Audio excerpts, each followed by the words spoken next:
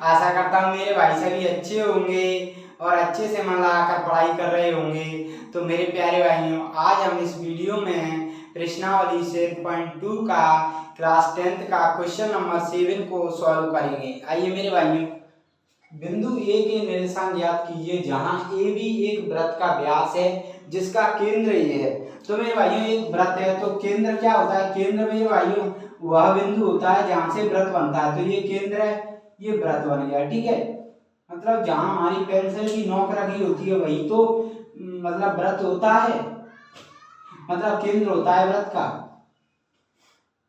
तो वृत्त का केंद्र होता है हमेशा बीच में।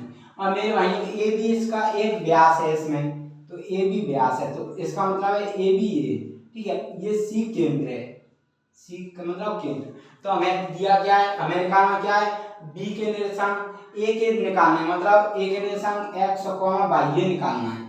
मेरे भाइयों सी के निर्देशांक हमें दिए हैं, क्या दिए हैं? केंद्र के 2 माइनस का 3, ठीक है। और बी के भी हमें दिए हैं 1,4, 1,4 बी के निर्देशांक हमें दिए हैं। और मेरे भाइयों सी के दिए हैं, ए के निकालने हैं। तो देखो अब मेरे भाई यहाँ पर देख सकते हो ए बी का, ये जो ए बी एक वृत्त का व्यास है, इसका मध्य बिंदु क्या है? सी, सी मध्य बिंदु है। तो सी मेरे भाइयों इसको ए बी को एक एक अनुपात में, ए सी और बी सी को एक एक अनुपात में बांट रहा है। तो मेरे भाइयों इसका अनुपात क्या है? 1:1 है। तो इसमें हम ए बिंदु ए के निर्देशांक निकालने के लिए मध्य बिंदु लगा सकते हैं, क्योंकि मध्य बिंदु तब लगा सकते हैं जब 1:1 हो, वरना और कुछ अनुपात होगा तो मध्य बिंदु नहीं लगेगा। तो यहाँ पे 1:1 है तो मध्य बिंदु लगाओगे। तो क्या करोगे? पहले यहाँ पर लिख लो ये क्या है, इसमें एक हाल लिखो पहले, माना ए क्या, ए मान लो x, y तथा b क्या हमें दिया है कितना? 1,4 और c दिया है केंद्र कितना? 2, माइनस का 3, ठीक है। इतना क्लियर हुआ। अब इसमें मध्य बिंदु लगाओगे तो क्या होता है? a x, y equal to x1 plus x2 upon 2, y1 plus y2 upon 2, ठीक है। इतना समझ में आया मेरे भाइयों? इतना क्लियर हुआ। अब इक्वल टू x1 और x1 x2, ठीक है। तो मेरे भाइयों यहाँ से x1 x2 क्या है? देखो x1 मेरे भाइयों यहाँ पर x है प्लस x2 कितना है मेरे भाइयों? 1 है अपॉन 2, समझ में आया इतना?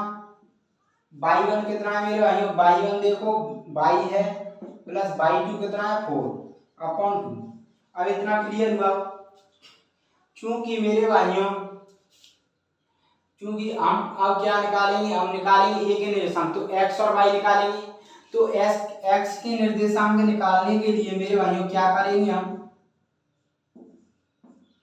x के निर्देशांक निकालने के लिए हम जो केंद्र के निर्देशांक दिए हैं c के, वो औसत मतलब c के निर्देशांकों को a और b के निर्देशांक के औसत के बराबर लेंगे, क्योंकि ये क्या है मेरे भाइयों? x के ये a के ये b के हैं, तो इसके औसत के बराबर लेंगे हम।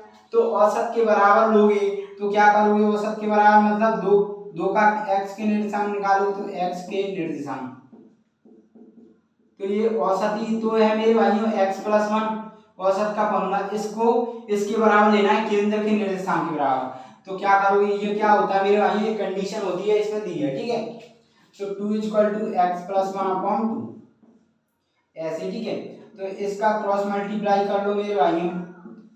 तो क्रॉस मल्टीप्लाई करोगे तो क्या आ जाएगा? 4 = x+1। यहाँ से क्या आ जाएगा? x की वैल्यू आ जाएगी 4 - 1 = x, x की वैल्यू 3। अब ऐसे ही मेरे भाइयों y का हम निकालेंगे तो y के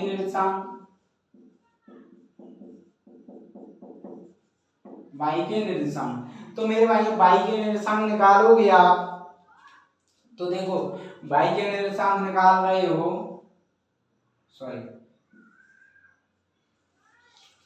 जब y के निर्देशांक निकालोगे तो y के निर्देशांक क्या है इसमें?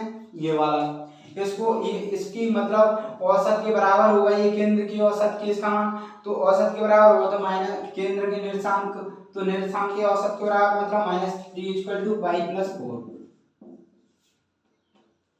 तो यहाँ से एक क्रॉस मल्टीप्लाई करोगे, y+4 = -6, तो यहाँ से निकालोगे y का मान तो कितना निकलेगा, -3 दूनी 6 -6 y = -6 -4, तो y = -10। तो मेरे भाइयों ये कितना निकल गया, x का मान निकल गया मेरे भाइयों यहाँ पर 3 और y का मान निकल गया -10। ठीक है, यही हमें निकालना था मेरे भाइयों। तो मेरे भाइयों आशा करता हूँ ये क्वेश्चन आपको अच्छे से समझ में आया होगा।